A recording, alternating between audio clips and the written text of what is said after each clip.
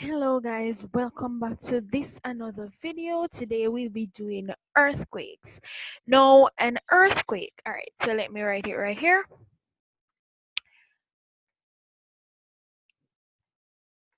Right? Now an earthquake is a motion of the ground surface ranging from a faint tremor to wild motions, capable of shaking buildings apart and causing gaping fissures open up to the ground. Right? So earthquakes are normally produced by fault lines, along fault lines. So basically along the types of plate boundaries, especially along transform plate boundaries, right? Where you would have the two plates going against each other, right? So earthquakes are normally created along fault lines, right? Now the rocks on both sides of the active fault may move slowly over many years, right? And then this energy would accumulate. When a critical point is reached, the stress is released, and a large quantity of energy is released in the form of seismic waves. So basically, what happens, right? Like you have this. All right, so this is a fault, right? And this is the two. These are the two plates, right? These are the two plates. One is moving this way and the other is moving this way. All right, so basically what happens, right? Normally when a fault occurs, or normally when there is like a plane boundary where that this area between here breaks, right? It's not going to be as smooth like this. Well, it's not going to be as smooth as this, smooth and straight like this. If it was smooth and straight like this line right here, then we wouldn't have any earthquakes at all. But when these faults are created, right, when they break, they would have jagged edges. And then when these jagged edges rub against each other, it's like, see, I have different types of rocks, and basically I have hard rock, soft rock. So these rocks on both sides, right, of this active fault, so over many years they would move slowly.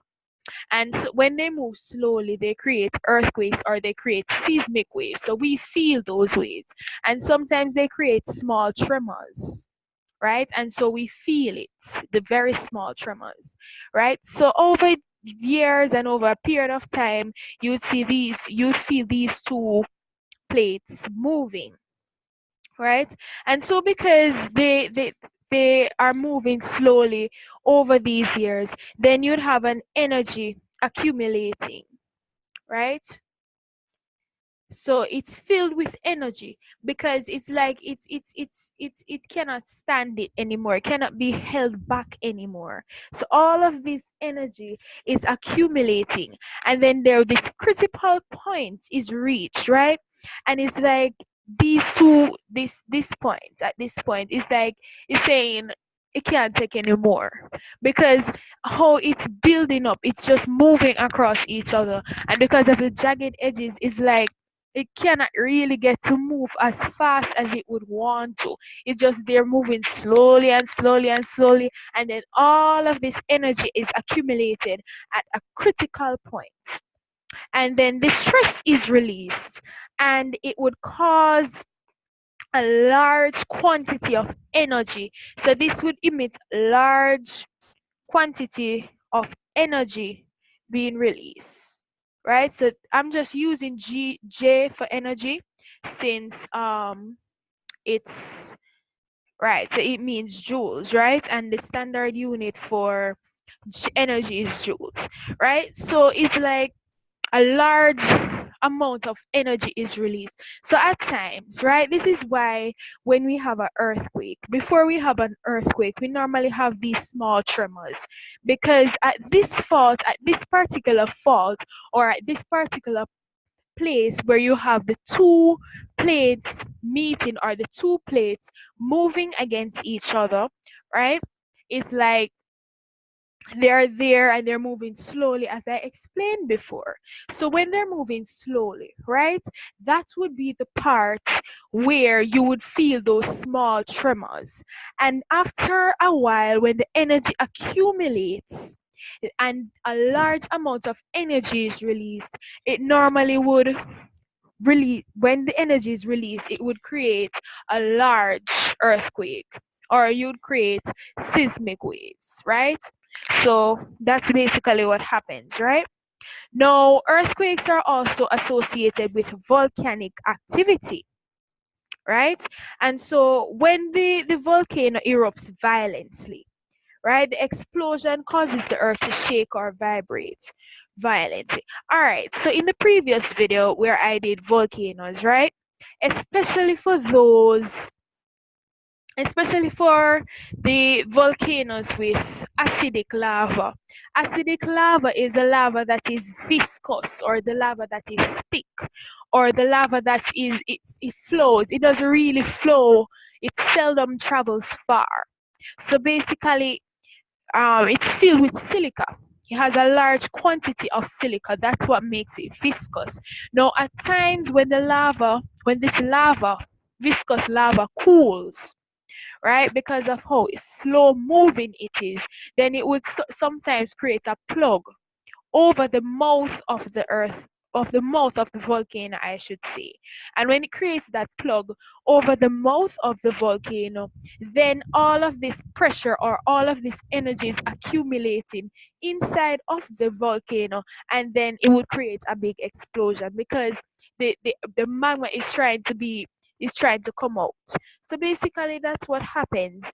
And when this happens, a large earthquake can result, right? So the moving magma can also cause the rocks to shift, right?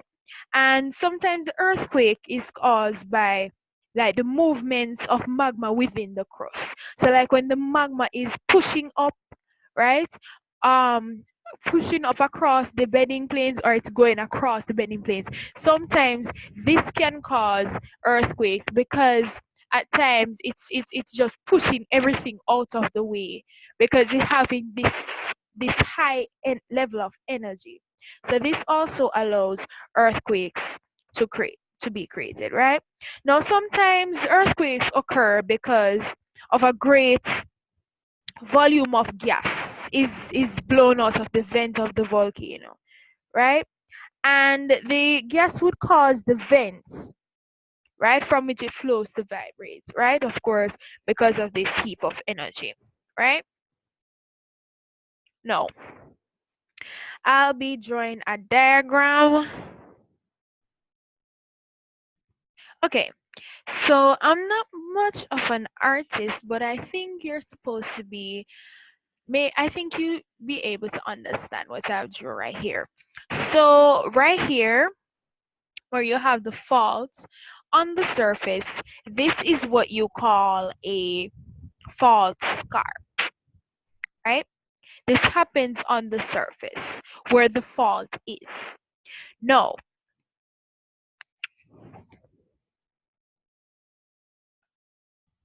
No, this area right here is what you would call the epicenter.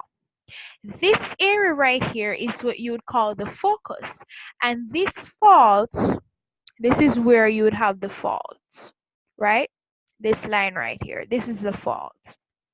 No. What is an epicenter and what is a focus? No. The focus is the part within the earth from which the seismic waves originate. So this is like the origin. This is the origin of all of the earthquakes. Now the epicenter is the part on the earth's surface from which is directly above the focus, and it experiences most of the seismic waves because of its location directly above the focus. Let me repeat that again. The focus is the point, right? Within the earth, where the seismic waves originate. However, the epicenter is the part directly above the focus from which feels the most of the seismic waves, right? So it's a part on the Earth's surface above, directly above the focus, right? Now, we're going to be looking at the features. We're going to be looking at the features of a earthquake. Now, as I said before, the focus, let me write it right here again, the focus, right? So I'm going to be giving you a good definition right here. I'll be giving you a proper definition, right? So this is the point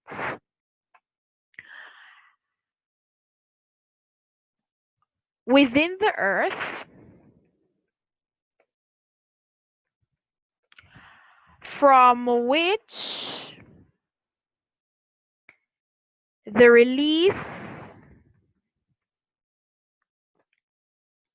in pressure occurs, right? So that's the focus. Then you have the epicenter, right? Right? So the points above the focus, right, on the surface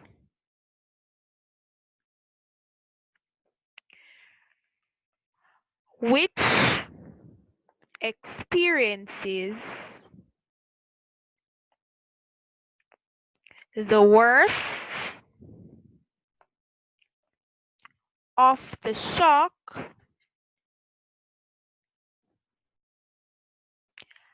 and seismic waves, right? So I explained this before, right? I explained this before. Good? Now, there are three types of seismic waves, right? So that's the topic that I'll be looking at right now. Types of seismic waves. Types of seismic waves. All right, so the first type is what you would call the P wave, or primary wave. The P wave or the primary wave, right?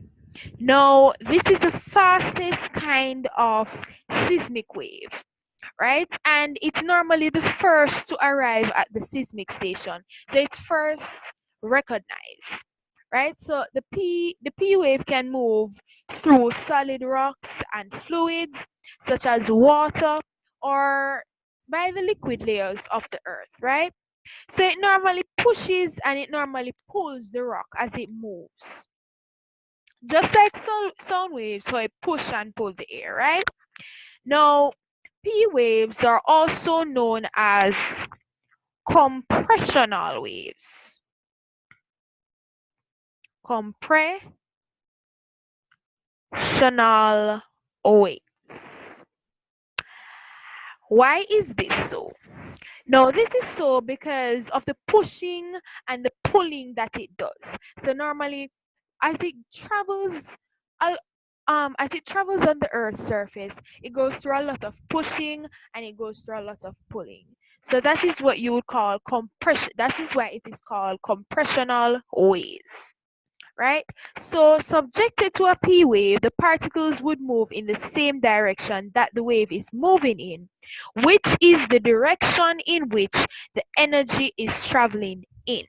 So just remember the P wave or the seismic or the primary wave, right?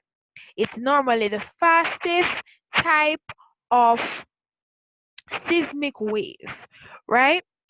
that moves through rocks and fluids, right? And they're also called compressional waves because of the constant pushing and pulling that they do, right, in order to move, right? So basically, they're like sound waves. They can be described like sound waves. So the second type is what you would call the S wave or secondary wave,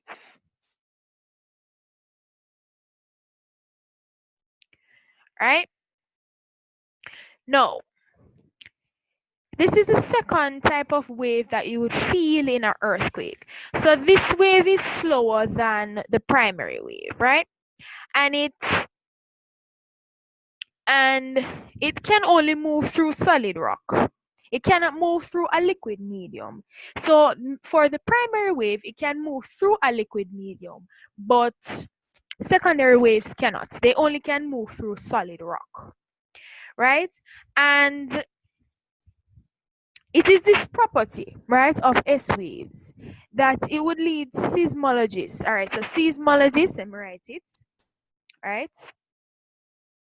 Seismologists. These are persons that specialize in earthquakes. So they study earthquakes, right? All right. So this property of S waves, right?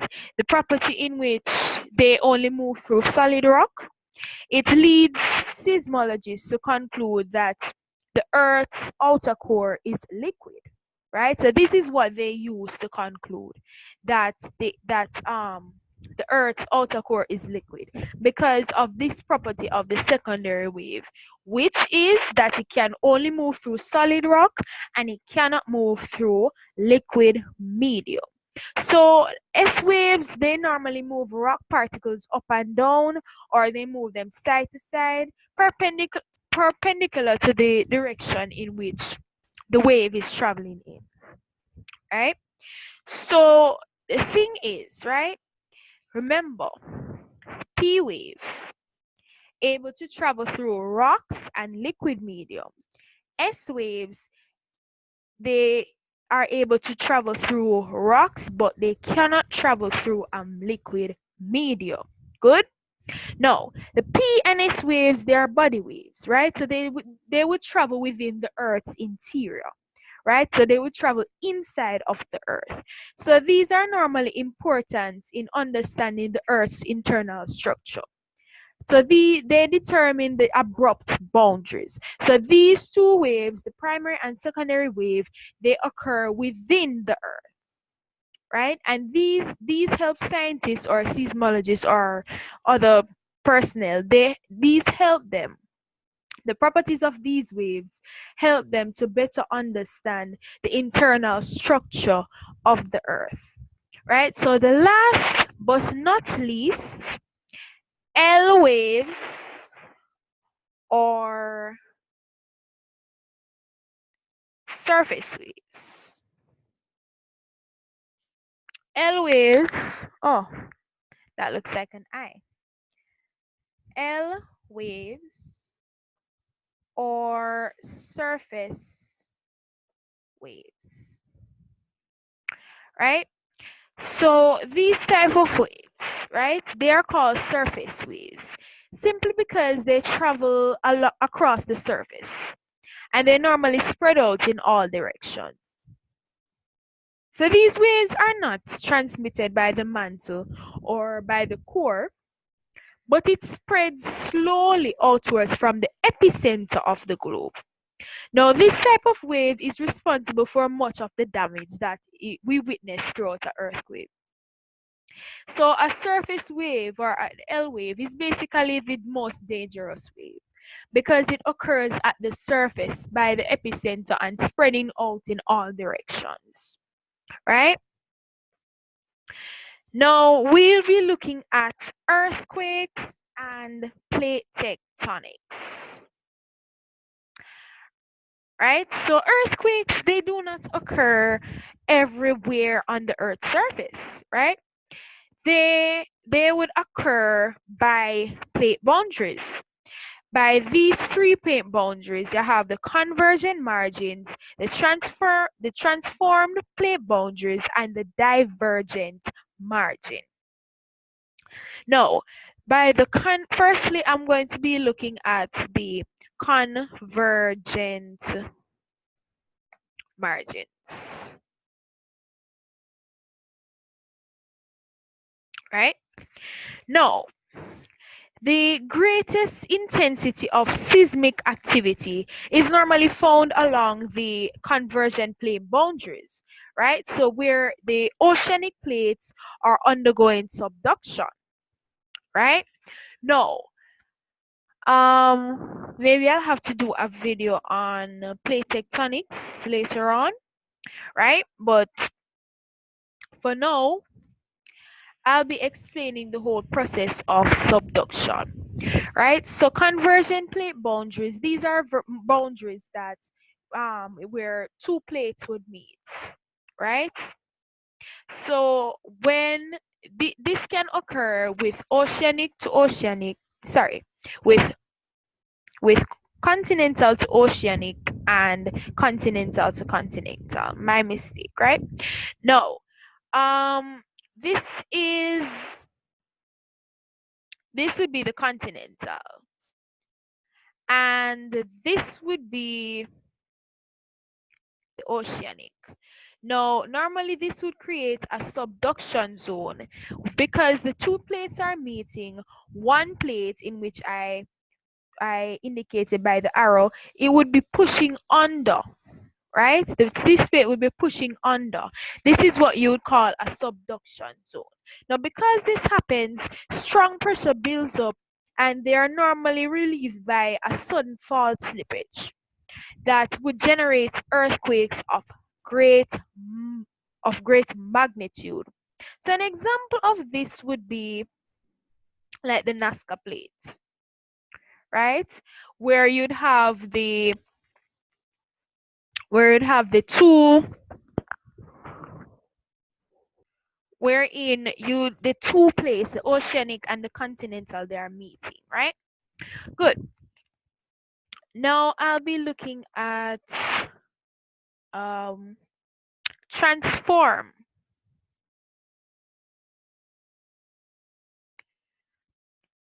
boundaries.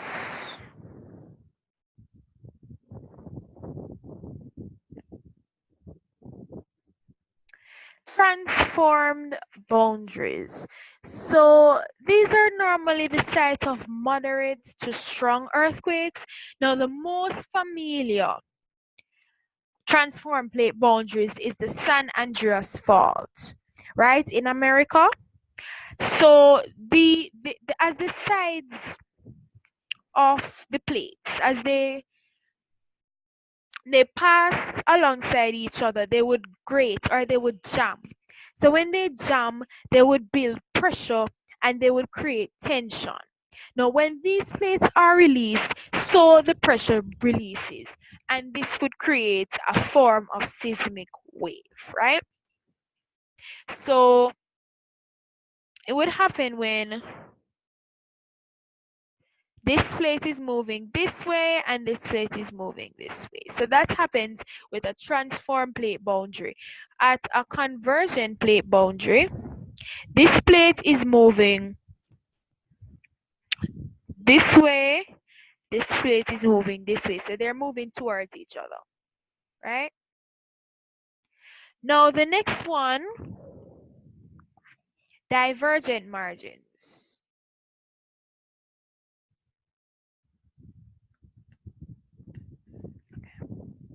Right? Now, by divergent margins, right? Now these boundaries, they show narrow zones of seismic activity. Basically because they move away from each other, right? So you'd have a plate here and you'd have a plate here. This plate moving this way, this plate moving this way. So they're moving away from each other, right? So these spreading boundaries, right? They are narrow zones of seismic activity. Now, most of these boundaries, they are identified with the mid-oceanic ridges and their branches, such as the mid-Atlantic ridge in the Atlantic Ocean, right? Now, earthquakes are normally generated both along the ridge and on the transform faults that connect at the edge of the ridge, right? So these are mostly small earthquakes and they set off at shallow depth. So these at divergent plate boundaries, they normally experience the least. Yeah, so they don't really, it's not that they don't create earthquakes, but they create very small earthquakes, right? Now, earthquakes and how they are measured. Now, earthquakes, right? So more than 1 million earthquakes of different intensities, they would occur annually. Now, seismographs, right? Seismographs, let me write that.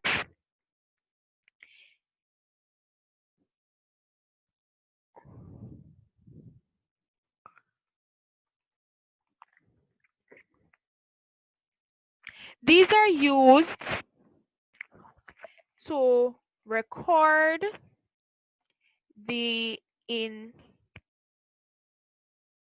the intensity of the vibrations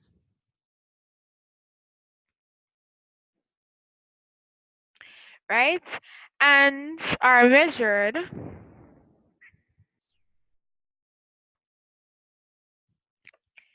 by the Mercalli scale, right? So seismographs, these are used to record the intensity of the vibrations and are measured by the Mercalli scale, right? Now, the Richter scale, however, let me write that down. The Richter, spell it right? Yeah. The Richter scale, however, measures the magnitude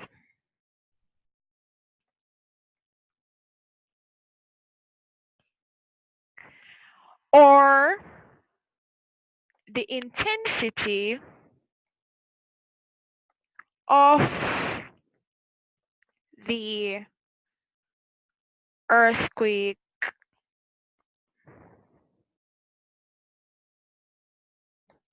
shock, right? Good. Now, the scale normally ranges from 0 to 10. So I'll be giving an example. So can pause this video in order to get this definition, right? Now, I'll be summarizing it in the form of a table. Okay, so this is basically a table, a small table, right? So this over here is what you'd call the magnitude. So MAG is the shortening for magnitude. DES is the shortening for description, and over here I'll be explaining what it would feel like. Right? So this is the Richter scale. Let me write it in case you don't remember. This is the Richter scale.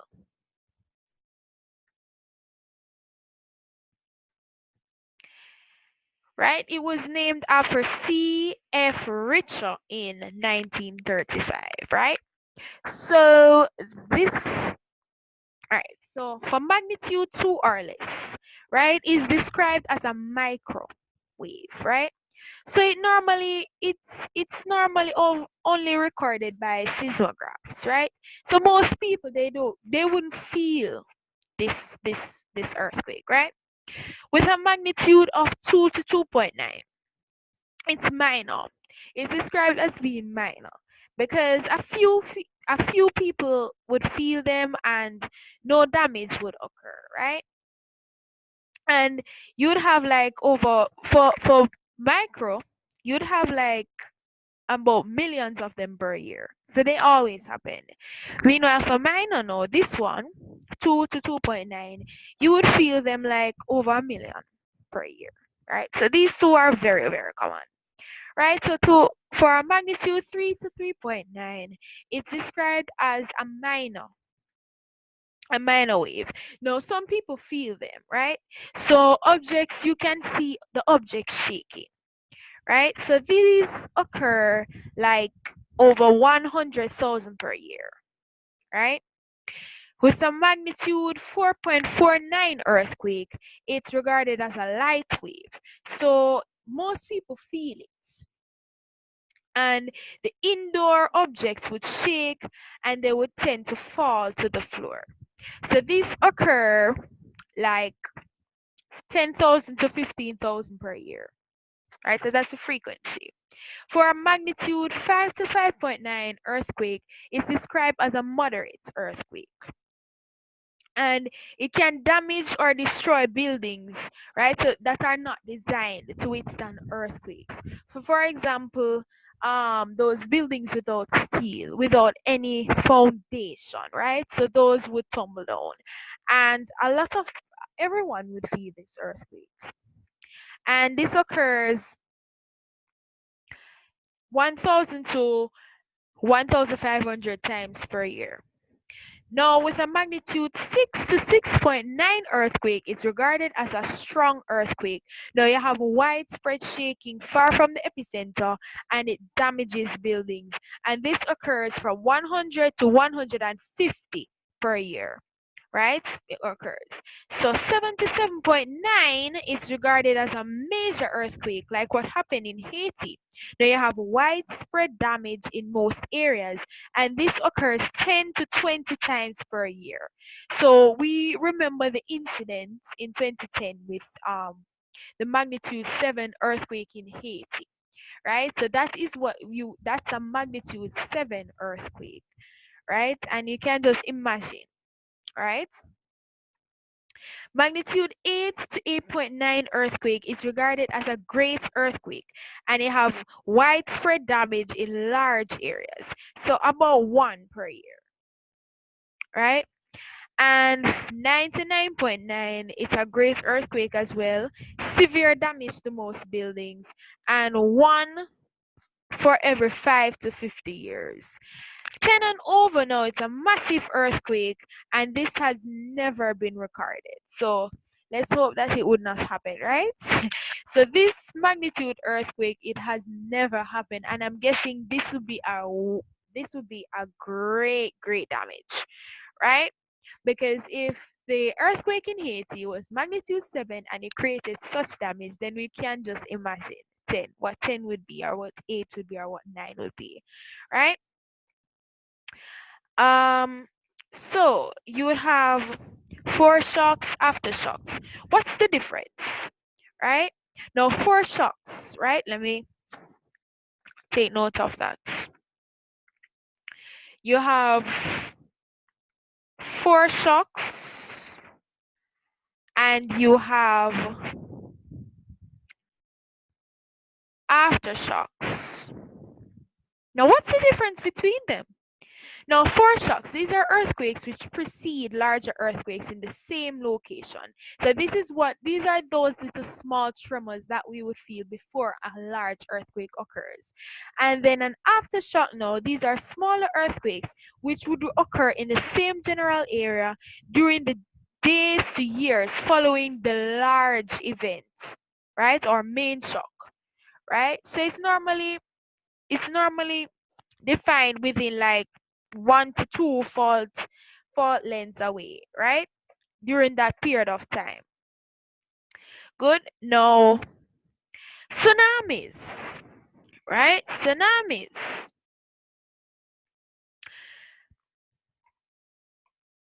No tsunamis. These tsunamis, these are normally caused by earthquakes. Let me write it.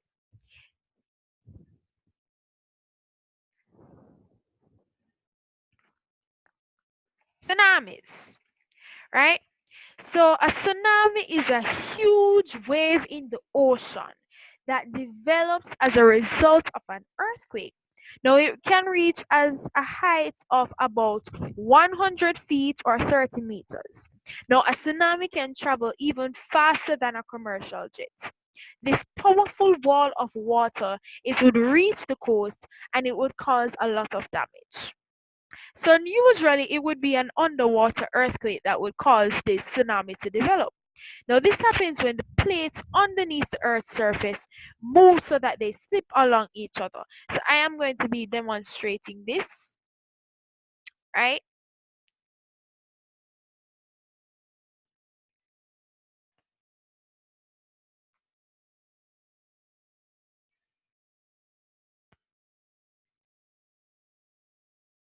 Right?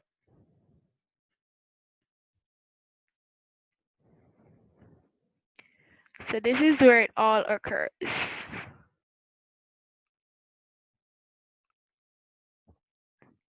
Alright, so this area right here that I'm drawing, that I'm circling right now, is what it would be the focus.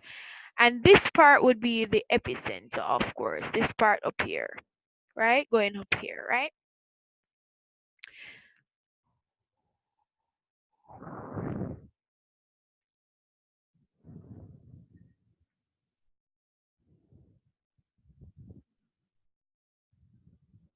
So what happens is that, oops, what happens is that,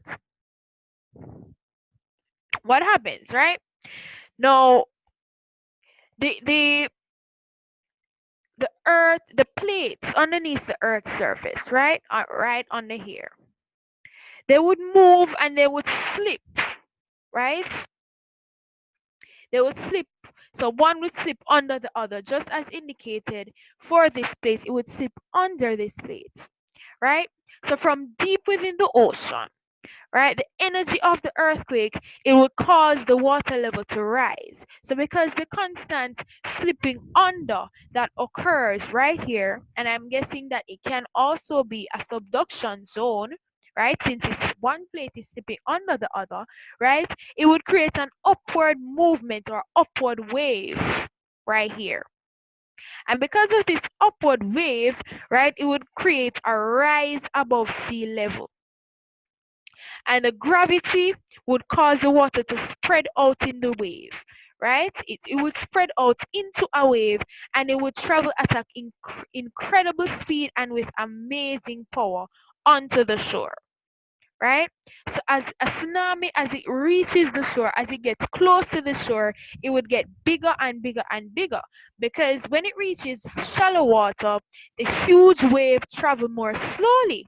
Therefore, the water from along the shore would move into the ocean, and then a massive wave would crash onto the shore, and it would keep moving inland, right? So that is basically what happened with the presence of a tsunami, right? So the whole idea of tsunamis and how tsunamis work is what you would call tsunami genesis, right? So that process that I just explained to you, they would describe it as tsunami genesis. Tsunami and genesis. Let me write it for you. Tsunami genesis, right? Now,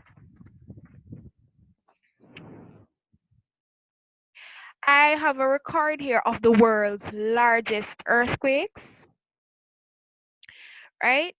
In it occurring in the 20th and the 21st centuries. Now you have an earthquake occurring in Indonesia in 2004, strength on the Richter scale 9.1. Right? You have the earthquake occurring in Chile in 1960, strength on the Richter scale 8.9. Tokyo, Japan in 1923, 8.6 magnitude on the Richter scale. Kanzu, Japan 1920, 8.6 magnitude on the Richter scale. Mexico City in Mexico 1985, 8.1 magnitude on the Richter scale. Tangzhen, China, 1976, 8.0 magnitude on the Richter scale. Er, Erzincan, Turkey, 1935, 7.9 on the Richter scale. North Peru, 1970, 7.7 magnitude earthquake on the Richter scale. And Izmit, Turkey, in 1999, 7.2 magnitude on the Richter scale. Right? Now, this is the end of our video. Right? I hope you enjoyed this video. I hope you learned something from this video, and thank you for watching.